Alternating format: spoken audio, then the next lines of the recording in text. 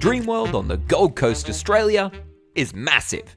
It's not just a fully fledged theme park, but also a full-sized water park and a mini zoo, all included in the regular cost of admission. We managed to fill up an entire day from open to close in the off-season without even going near the water park. In the last few years though, Dreamworld has struggled to see the attendance numbers it deserves, and its prior focus on being the #1 thrill destination has seemingly shifted to trying to be the ultimate family day out. But have they succeeded in this attempt, or has the park burnt too many bridges with its guests in the 37 years since it opened? For Review Time, I'm Luke, and this is our review of Dreamworld, Australia's biggest theme park. Family rides, 8 out of 10. With the large amount of family attractions surrounding the massive theme park, ranging from the smoothest of flat rides to a thrilling motor coaster experience, children of all ages are expected to have a blast. Dreamworld features not just one but 2 dedicated family areas in the park, including the spectacularly themed DreamWorks experience, which is possibly the best themed land on the Gold Coast, and also ABC Kids World. ABC is perfect for younger preschool-aged kids and includes the expected children's flat rides, as well as a trackless Wiggles dark ride, where you get to sing along with Wags the dog, Henry the octopus, and Dorothy the dinosaur as you drive slowly, ever so slowly, in your very own big red car.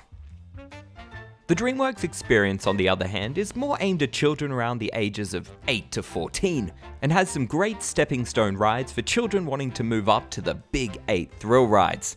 The land is separated into 3 distinct sections, themed around Shrek, Kung Fu Panda, and Madagascar.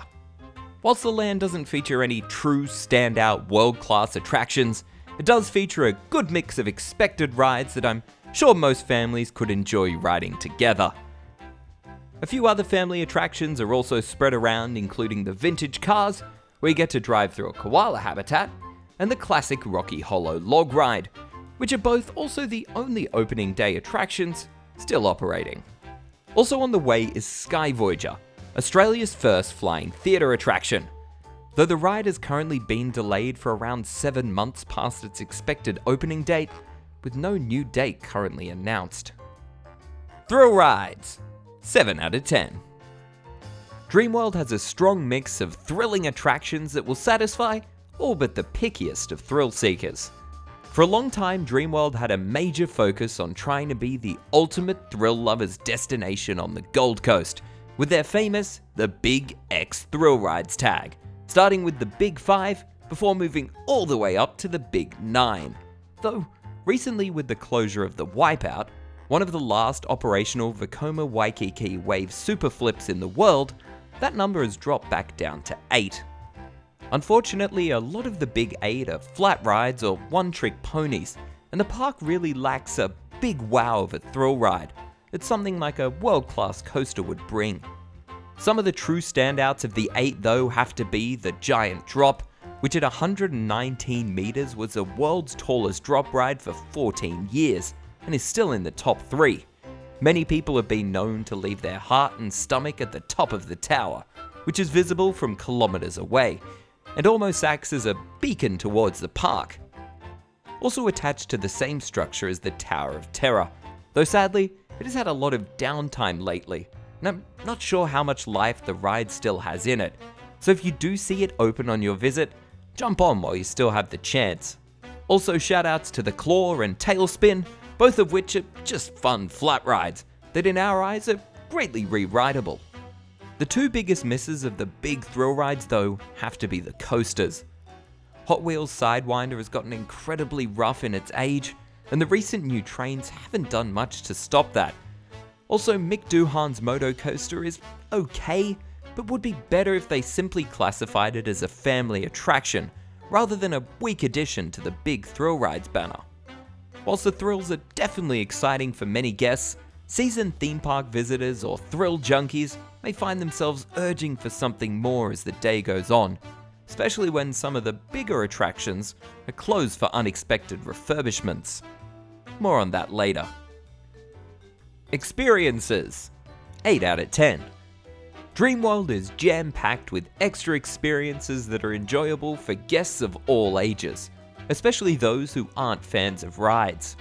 A major draw to the park for tourists, especially those travelling internationally, is Corroboree, home to all manner of native Australian creatures. The massive area takes up around a fifth of the park and celebrates both the Indigenous people of Australia and animals of our great country. Here you can pet a kangaroo, feed an emu, and even cuddle a cute koala. With over 800 animals located in the area, there's plenty of cuteness and curiosities to observe.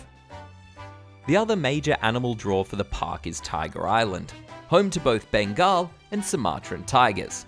Twice a day there is a demonstration which lets you admire the true beauty and strength of these incredible creatures. And if you are lucky like we were on our last visit, you may very well get to see some baby tiger cubs. A few weeks ago when we visited, we were among the first few to see 3 brand new tigers play, feed, and generally be big cuties. Entertainment, 5 out of 10. While Dreamworld has plenty of entertainment spread around the park, most of it is simply too basic to be memorable. A lot of the shows were so short that by the time we got there, it was already finished. We had plans to see the Board Brothers Bushranger show at Main Street Station in the afternoon. However, we got caught up at the train crossing and arrived 2 minutes late to the show, only to find out it was done. This was a trend throughout the day where we would hear shows, especially around the entrance fountain, but by the time we got there they were already finished, only lasting a few minutes each. They really need to invest in a big entertainment offering such as a parade or musical review on a few times a day to really bring the entertainment quality up. They do have a Madagascar character show in a dedicated amphitheater, but it's only on once a day. It is really aimed at younger children. The only standout show of the day is the Tiger Island presentation. It was great to see the power behind these incredible creatures and the instinctual bond they share with their handlers. The presentation is on a few times a day, but the seating area can fill up quickly if the park is busy, so we recommend arriving early to avoid disappointment. Staff, 9 out of 10. The true standout area of the park for us was the spectacular staff members. Every single one we met greeted us with genuine smiles and care for both the guest experience and the park itself. We saw some interesting choices of words from some other guests directed at staff members, but they always dealt with any problems professionally and respectfully. And as someone who has worked in the theme park environment, that's a lot harder than it sounds. All of the special zoological staff in the park were amazing as well, having great knowledge of their animals and being able to answer any and all questions thrown at them by guests. A special shout out to the conductor of the Dreamworld Express, who we had a great conversation with on her first day on the job. We could already tell she had what it took to uphold the high quality staffing standards of the park. Theming, 7 out of 10. Dreamworld's theming is a bit of a mixed bag, with there being a clear quality difference between the areas they are contractually obliged to keep the theming quality high, and those that they aren't. The DreamWorks area is spectacular theming wise, featuring a ton of well-themed attractions and photo opportunities. Unfortunately, the rest of the park isn't quite up to these standards, with areas like Main Street currently being trapped between differing styles of a Disney Main Street, a fairy tale street, and a domestic airport. I do have to give credit though for the new retheming of Tiger Island since my last visit.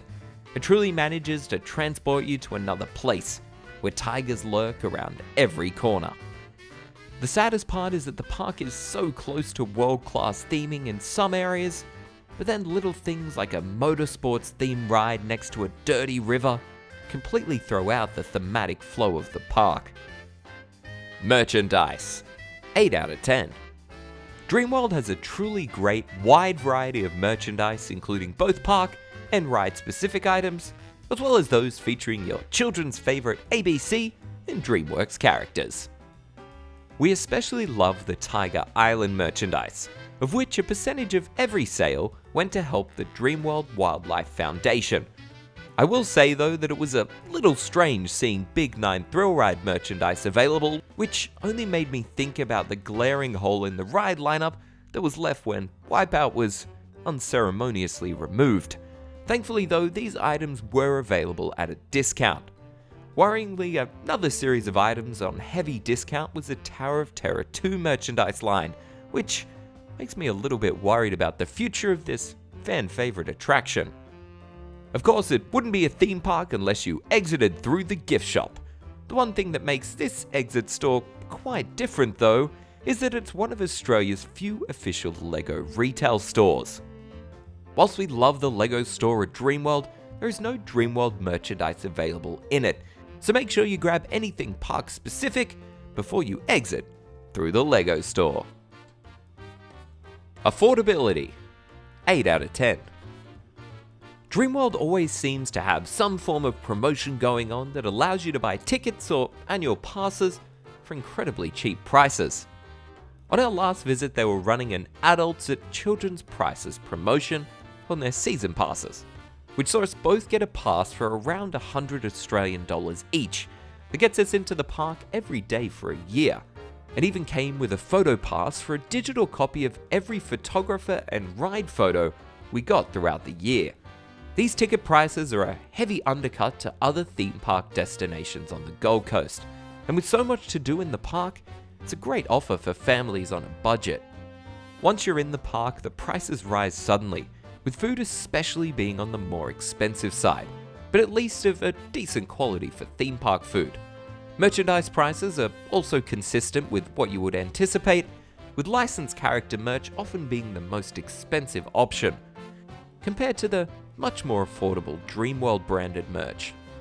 There are also some upcharge animal experiences within the park that allow you to take a photo cuddling a koala, or even get up close and personal with the baby tiger cubs. All of these are quite affordably priced in our opinion, and each encounter helps support the Dreamworld Wildlife Foundation. Atmosphere, 8 out of 10. There's something truly magical to theme park goers in the whir of kinetics in a park, and Dreamworld doesn't disappoint in this regard. Walking into areas like Ocean Parade and seeing the claw and tailspin swinging above you lets you know that you're in for a fun day. And that's before you even hear the grumble of Tower of Terror launching or the screams from the giant drop. We were also happy to see lots of families enjoying the park on our last visit. In recent years, they have shifted focus from thrills to family, and it shows, with big groups of parents and their children seen enjoying the park. Also, if you're ever around looking for something to do to kill time, I could sit and watch the tigers play and roam on Tiger Island pretty much all day. Services, 7 out of 10. Dreamworld is, without exaggeration, a huge theme park, and has some walkways that seemingly lead to nowhere. However, apart from the area around the giant drop, most of the park is a breeze to get around, even if we would love a few more connecting walkways between lands. Spread throughout, there are also a ton of map boards that show you where you are and the best way to get to your next destination. Whilst Dreamworld does offer a confusing 3-tiered express pass system called Ride Express, if you choose your visit days wisely, it is in no need required, with waits on even the busiest days of the year seeming minuscule compared to overseas parks. On our recent visit on a weekday outside of the school holidays, we didn't have a wait above 10 minutes for any attraction throughout the day.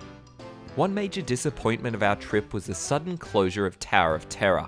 Before we left, we had been checking the online ride closures religiously, and we were excited to see that no major rides would be closed. On the day before our visit though, the closures changed without notice, and Tower of Terror was set to be closed until the next school holidays.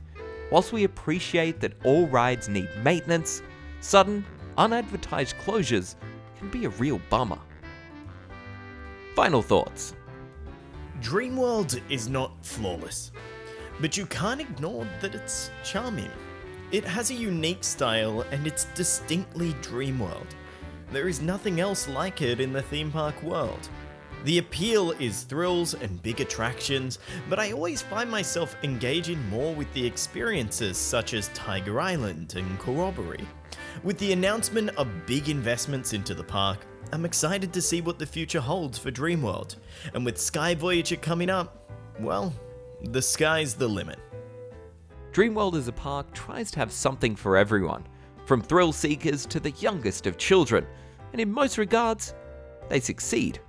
Whilst other parks on the Gold Coast may offer more world-class thrill rides or better entertainment, Dreamworld is the best overall package, with lots of rides, a ton of experiences, and plenty of great family memories to be made. ReviewTyme's final score for Dreamworld, 75 out of 100, with excellence in staff. For ReviewTyme, I'm Luke. Thanks for watching, liking, and subscribing.